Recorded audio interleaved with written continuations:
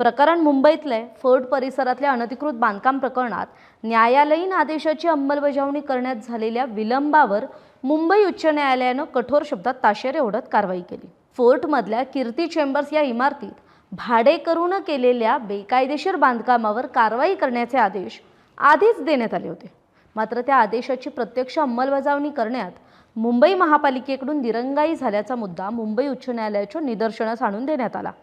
प्रभाग क्रमांक 1च्या उपायुक्त चंदा जाधव आणि शहर अतिरिक्त आयुक्त अश्विनी जोशी यांच्याकडे फाईल प्रलंबित राहिल्यामुळे संपूर्ण प्रक्रियेला विलंब झाल्याचं न्यायालयाने स्पष्ट नमूद केलंय। 24 डिसेंबरच्या आदेशानंतर 26 डिसेंबरला अहवाल तयार झाला। 30 डिसेंबरला फाईल उपायुक्तांकडे पाठवण्यात आली। मात्र त्यांनी या फाईलवर तब्बल 9 दिवसांनी म्हणजे 8 जानेवारीला स्वाक्षरी केली। त्यानंतर ही फाईल अतिरिक्त आयुक्तांकडे गेली आणि त्यांनी 27 जानेवारीला म्हणजे 19 दिवसांनी त्यावर सही केली। आणि या विलंबाची गंभीर दखल घेत मुंबई उच्च न्यायालयानं या दोन्ही अधिकाऱ्यांना प्रत्येकी 11 रुपयांचा दंड ठोठावला।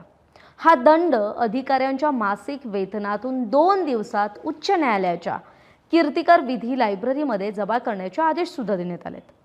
न्यायमूर्ती रवींद्र घुगे आणि न्यायमूर्ती अभय मंत्री यांच्या खंडपीठाने स्पष्ट शब्दात सांगितलंय, न्यायालयाच्या आदेशांची अंमलबजावणी करताना कोणतीही ढिलाई स्वीकारली जाणार नाही।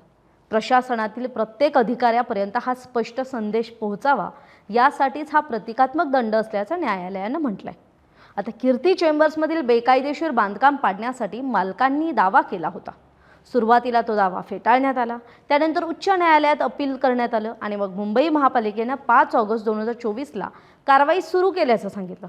त्यामुळे अपील मागेही घेण्यात आलं, मात्र प्रत्यक्षात कारवाई अजिबात होत नव्हती आणि मग प्रत्यक्षात कारवाई न झाल्यानं पुन्हा ही याचिका हायकोर्टात दाखल करण्यात आली।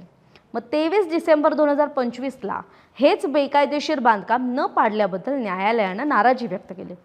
संबंधित आदेशात भाडेकरूनं स्वतः बेकायदेशीर बांधकाम न पाडल्यास ए वॉर्डच्या सहाय्यक आयुक्त कार्यालयाकडून ही कारवाई करण्याचे नमूद आदेश होते।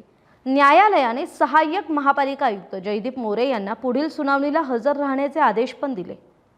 पण शेवटी प्रश्न असा आहे की 11 रुपयांचा दंड म्हणजे ही केवळ औपचारिकता आहे की प्रशासनाला दिलेला कठोर इशारा आहे?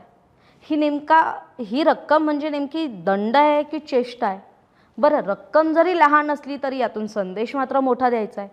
न्यायालयानं हे सुद्धा स्पष्ट केलंय की आदेश म्हणजे आदेश असतो, तो केवळ कागदावरील ते शब्द नाहीत तर त्याची तात्काळ अंमलबजावणी हीच खरं तर यंत्रणेची किंवा महापालिकेची या प्रकरणात जबाबदारी होती।